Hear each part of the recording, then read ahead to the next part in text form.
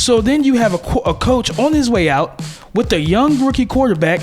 There's no plan there. And there's pressure to win. And there's pressure I gotta to win to save my job. There's been no position in this year's draft class that has commanded the narrative, as is always the case, quite like the quarterback position this year. But I think what's really interesting about this year's quarterback group is the variety that you still have on who QB1 is. And this isn't necessarily like 2018 where you're loaded with 3, 4, potentially 5 guys that you're giving first round grades out to, right? Our consensus rankings only has one quarterback parked in the top 32. And I'm pretty sure he's 32. Like he's at the back end of that group. So when you guys think about this year's quarterback class, I think the first thing I would ask you is, when's the last time any of you guys remember a quarterback class that had a dynamic that was quite like this, where the high-end talent's not quite there and it's very crowded? I think to just to add to it, I mean, it's like the tough thing is that if you're a quarterback going to a team that's not very good, the chances of your head coach being fired are extremely high. And so now you bring in a new head coach, probably a new coordinator, essentially bringing in a new type of offense, and you're still having the same quarterback. And so you're in that quandary, right? And I just think it makes it hard because there are certain quarterbacks within this class that have certain skill sets, and you hope that they can have the type of arm talent and so forth, and ability to be able to transcend any type of offense, and so it makes it challenging. I mean, but I think at the end of the day, it's still about being accurate. It's still about throwing in front of the pocket, and it's still about taking care of the football, and so that goes with pretty much every offense. So, I think, Kyle, to answer your question, about 2014. I think that's the year that was that Manziel's year? Was that Derek Carr? Teddy. Was that Teddy? Was that Jimmy Garoppolo? Where maybe there was no clear-cut number one dude, but there was a lot of guys kind of in that back end of the first round, top of the second round that were kind of the clunker, right? Where it was about, hey, who's the best fit for our team? Who's the best fit for our system? Rather than this is a top echelon, all the traits, all the production, all the consistency that we're lacking this year that we've had really the past 3 years, or really 4 years, even going back to 18. So I'd say the 2014 kind of parallels this class, in my opinion. I guess the silver lining there is you reflect on some of the quarterbacks that were in that class. Yeah, Derek Carr's in that group. Teddy Bridgewater's been a starter, and obviously it's hard to say what Teddy would have been without the knee injury in Minnesota that really changed the trajectory of his career. But you have a couple of players out of that group that have found themselves, Jimmy G, who have been consistent starting quarterbacks in the NFL. Now, what their accolades are, and look at Derek Carr. It took him a while, right? His first 4 seasons, he wasn't the quarterback that he's been the last 2 seasons or so. Right. So I guess that's the silver lining with this group as you guys reflect on, but what other prominent storylines stick with you guys out of just looking at the top of this quarterback class? I would like to continue with that storyline and just the philosophy, right? I think too many times in the past we've seen really bad teams and GMs get there and they draft a quarterback to save the whole franchise. Right? And that's an issue. No one quarterback can save an entire franchise. We had last year Trevor Lawrence. Trevor Lawrence was supposed to save the Jacksonville Jaguars. Trevor Lawrence can't play defense. He can't catch the football. He can't block. So there's so many other aspects to team building. And I think, we talk about those names like Teddy Bridgewater. We talk about Jimmy Garoppolo. What happened? Those guys, they had appropriate grades, right? And they went to good situations that allowed them to develop. And if you talk about a Kenny Pickett in a comparison to Derek Carr, right? That's kind of what we would see for Kenny Pickett, him go to a situation where all the expectations are not placed upon him to be that franchise quarterback right away, allow him to make his mistakes, make his lumps, put good coaching around him, and hopefully in a couple of years he can develop. So I hope that just understanding who these quarterbacks are, for the first time in a couple of years, probably since 2014, we see general managers be responsible in their evaluations and draft these guys if they're in good situations and as good fits. I feel like we're all kind of hinting at talking about the Carolina Panthers with what Trey was saying, with what Keith was saying. I definitely, because they're that team, right? They're that team that gets you all kinds of nervous. Where I think we all want these quarterbacks to succeed. We've enjoyed scouting them. We've enjoyed the conversation, and at the same time, you're just a little bit nervous about them. And I think we all get especially nervous about inserting a quarterback to the Carolina Panthers, where I think you're going to read our mock drafts and you're going to see us predicting a quarterback and projecting quarterback to Carolina. But I think we all in our hearts know that there's a major question as to whether or not Matt Rule and Ben McAdoo are going to be the coaches that are going to really allow this quarterback to come in year one. And, you know what I mean? With no left tackle, right? So they also have a left tackle, and offensive line is going to feature several new starters with a new scheme.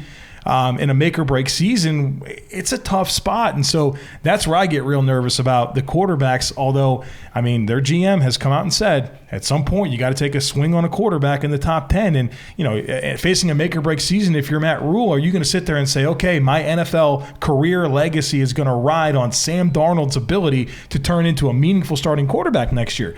So for as much as we can sit here and logically say they shouldn't do it, they're not ready, this is exactly that team that I think we're all kind of thinking about as the one that's going to bring a guy in and really not set them up for success. And then we're going to come out of this season, we're going to talk about acclimating to a new coaching staff, and maybe that would be the best thing for that guy, but it's going to feel like year one is a waste. That's a really great point, because my thought process always has been with that, because there's a narrative that's not talked about with quarterbacks is they're very dependent on everybody else around them. They're dependent on that offensive line, the run game, those receivers. And go to Keith's point about, these kids are being drafted to be the savior of really bad teams. And in the Carolina Panthers situation, we look at Malik Willis. He has the highest upside, right? But Matt Rule, that's not a quarterback Matt Rule needs to take, because he's not ready to play year one. So in his situation, he's probably looking at a Kenny Pickett, who is most pro-ready quarterback, to come in, challenge Sam Darnold in camp, and start right away to try and prolong his tenure in Carolina. But those are some of the issues that the NFL, in my opinion, needs to figure out, is that too many times you're putting these young kids in situations where you don't know. Last year, Justin Fields was drafted to the Chicago Bears. You as a leadership know Matt Nagy is most likely not going to be your quarterback coming into this season. So then you have a coach on his way out with a young rookie quarterback. There's no plan there. And there's pressure to win. And there's pressure to win to save my job. Exactly. So it's like, but then same thing's going to be in Carolina this year. Exactly. It creates such a toxic environment.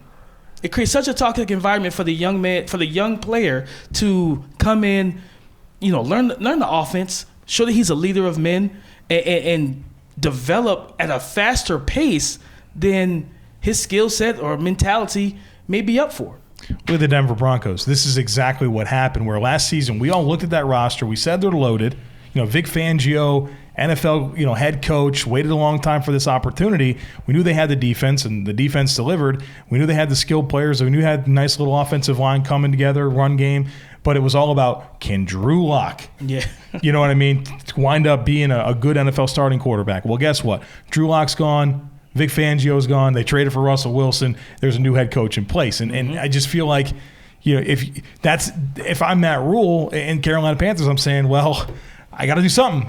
Because I can't go the Vic route. But then I get nervous. That turns into what we've seen now happen with Justin Fields entering year two, where they're still stripping it down, right? They haven't done anything meaningful. They have a new situation around Justin Fields, and I'm not sitting here saying that they would have been better staying the course, but I mean, you only have so much time early in that young player's, career to maximize them on that rookie deal and give yourself enough information to know what you have in this quarterback before they're talking to you about $40 million a season. And so it's a tough conversation, and every team's going to handle it differently. But there are just so many examples of exactly what we fear. Whether it's a coach going to or a quarterback going to a situation where it's just you just don't see the progression forward, or teams that stay stagnant, and the next thing you know, guys are losing their jobs because the quarterback they continue to hope would come together just doesn't develop.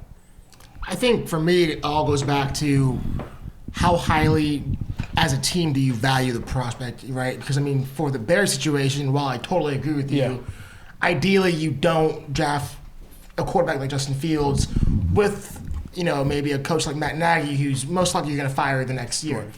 But if you, as an organization, if you as ownership, as you as a general manager, you also got fired. But just in that time, if you value Justin Fields as a top 5 player in the draft, which I did, I know I had him high in my rankings, you got to take him. Yeah. You got to take him. And so while I get it, like, you ideally have a better kind of system and structure in place when you draft that quarterback so they have the chance to succeed, you also can't go passing top talent because you failed to kind of build that infrastructure. Ideally, you can build it as you go, because you keep passing on quarterbacks and you're going to be in a bad situation. Like, look at the Colts, right? And so for me, it's a case-by-case basis, but for going back to this quarterback class, I think that ideally none of these guys go in the first round. I've done multiple mocks this year where none of them get selected, because if I was going based on my board, they wouldn't get picked. I don't think any of these quarterbacks are worthy of a first-round pick in terms of where my grade is. The only one that I could argue is Kenny Pickett. But we know that's not going to happen. We know quarterbacks always get inflated and go up, and teams are looking for that franchise guy. And because of that, they're going to be overdrafted. Yeah. But I think going back to 2014, there wasn't many overdrafting, and I think everyone kind of went in their appropriate range. Derek Carr, top of the second. Teddy Bridgewater, bottom of the first. Jimmy Garoppolo, the middle of the second. Like, that's good. That's where it should be. Better value. But we see the other way around. We see the NFL that takes Blake Bortles at 3 and takes E.J. Manuel in the first round and Christian Ponder. Like, that stuff happens too, where it's not like nobody was talking about those guys as high first-round picks or first-round picks at all, and they do that. So has the NFL learned or not? You know what I mean? That year they did. The other years they didn't. We're going to find out, because we're going to find out this year, because I truly think, I don't think many teams have first-round grades on the quarterbacks that we're projecting in terms of going in the first round. I think you ask the 30 different general managers, you might have a couple Malik Willis first-round grades, a couple Kenny Pickett first-round grades, hell, even a couple Desmond Ridder first-round grades. I don't think we'll find a team that has all 3 of them in the first round, right? And so we'll see. We'll see how high these quarterbacks kind of get pushed up. I would love to bring up a scenario that's getting more popular, and that's Malik Willis, number 2, to the Lions, and love to get y'all reaction for it, because obviously the Lions as a franchise historically, they're dysfunctional, right? Like we can call it what it is, but we always talk about a team that will be ready for a quarterback, right? I believe they have Jared Goff in place, so Malik Willis wouldn't have to play right away. Their head coach, he's on his second year. I think the first year went okay, like they started off really bad, but then they showed some promise towards the end, and they were willing to fight. And like I said, Jared Goff's in place. They have a good offensive line. So is this a situation where Malik Willis can go and sit for possibly a year? The head coach isn't under a lot of pressure, right? So they can play Malik Willis when he's ready, even if that's next year. So I wanted to see what would be y'all reaction. Do y'all like it? Is it way too rich? Is it? Go ahead. Oh no, I'm sorry. Me personally, I would be totally against that for a few reasons. One, I think the ideal is you want to build your team and have the best infrastructure in place before you get a quarterback, and they have a lot of holes, right? First of all, and secondly, they are a team with so many holes that you would like to. I mean, if you're picking that high, you want an impact player from day one, right? You want a guy that's going to step in off the bus and be impactful for your team. Drafting a guy that high to be able to sit for a year for a team that's not very good, it's just not the best scenario, in my opinion. You want a young quarterback to be able to go to a team that has a great defense in place and can protect them and can run the football and has a good tight end. I think if you have those things in place, it gives a young quarterback a better chance to succeed. I was going to say, I completely agree, Dre. I completely agree. And going back to my original point, I would never pass on a quarterback just because I don't have the infrastructure. If I value the quarterback as a can't-miss guy, generational kind of guy, a guy I got to have. I personally don't see Malik Willis in that light. So, as Dre mentioned, at number 2 overall, I can't do it. And then you mentioned how they already have Jared Goff. You could sit Malik Willis and let him develop. Well, how often do we see quarterbacks sit on the bench and develop for a full year when the team isn't very good? Look, the Trey Lance situation is unique because the Niners were good enough to go to the NFC Championship game. The Jordan Love situation is unique because they have Aaron Rodgers. And he fell to 26. And he fell to 26. So, like, you draft a quarterback in the top 5 and your team isn't winning, that quarterback's going to play. Like, it's just that's how it works. You saw with Justin Fields. Like, they had Andy Dalton. They didn't want to start Justin Fields, and you see what happened. They started Justin Fields, So I just don't see it. And for Detroit, when you do have so many holes and you're not going to be winning right away, like, you're better off drafting somewhere else and really investing those resources because, again, I don't think there's a quarterback in this class that's worthy of taking when you don't have that infrastructure in place. Those are great points. Now, my counterpoint to that is this is a team with 3 picks inside the top 34. They have 2, 32, and then 34. So you talk about the edge rushers. They can grab a guy at 32 or at 34. And then you also look at Jared Goff has a pretty decent contract, right? You're going to get out of that. That's going to free up money. Then what that does is if you take a Malik Willis, now you have money. You think about what we just saw the Chargers do with Justin Herbert. We've seen teams that do it properly, I guess I would say. You have a rookie quarterback on that rookie deal, and that money's available. Then you go get those veteran top type of free agents to flush out that roster as well. I agree with the thought process, but for Detroit specifically, it's a little different than selling somebody on going to Los Angeles, right? And it's Detroit. They've been historically, I think they have the longest drought of any team in the NFL for winning a playoff game. Yeah. And there's been historical issues there. I don't think the infrastructure is anywhere near ready. So I agree with what your thought process is, but this comes back to context for all the 32 teams, right? And from Detroit's perspective, they got a reasonable amount of guys on the offensive line, but you also have Taylor Decker, who has been battling a couple of injuries the last couple of years. There's significant money wrapped up in him as a player. How long is he going to be there? Now you got Penei Sewell. Okay, now we need another offensive tackle. Right? So I think they're just at this very odd intersection as far as the position groups that they have built up, and they're coming defensively off of departing from the Matt Patricia era, in which they spent a ton of money. They overpay guys like Trey Flowers to come in there, and obviously that free agent contract flopped. There was over $18 million per season was what they had paid him. And it's like, if that's what you have to do when you're a team who has historically been what Detroit has been, that money's going to burn quick. Yeah. And that defensive system has completely flipped because they tailored for 3 years all their defensive personnel to the New England Patriots style, and when you don't run that anymore, suddenly there's not a lot of translatability between your personnel. Right. I think just to add to what you were saying, Kyle, I think that the great position for them to be in is to trade down, right? Because they have so many holes. You trade down from 2, right? You still get an edge.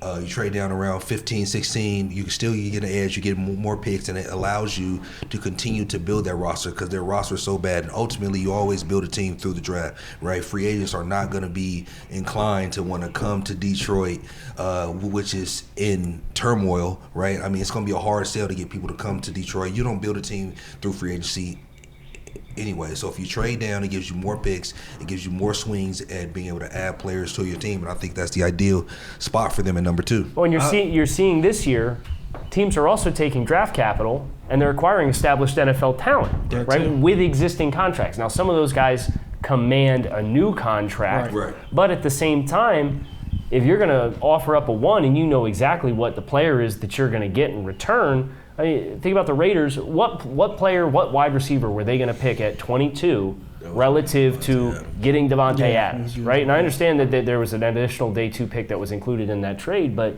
there's more than one way to do this, right? And by having more in the chamber, more picks at your disposal to draft young talent on rookie contracts, but also if you identify good opportunities to add established NFL talent, that's how you can build this up. And then at the end of the day, you always have what the Philadelphia Eagles have going for them right now, where they do have a young quarterback, but we're not all the way in. We got 4 first-round picks in the next 2 years. Yeah. We know in case of emergency, we can break glass and use all those assets that we have pooled, because to bring this conversation full circle, the Carolina Panthers, when they started this rebuild, they said, Back to Carolina. we wrote the letter to the fan base and said, guys, this is going to be a long, hard road. Stay with us. We're going to get there. And what did they do? They stayed put in the top 10. They picked a nose tackle. Derek Brown's a great football player. Yeah. But we're sitting here now wringing our hands wondering, gee whiz, why don't we have enough assets to go get a Russell Wilson or go get one of these high-level quarterbacks that's available? And we're at 6 and we feel like we're pigeonholed. We got to pick Kenny Pickett.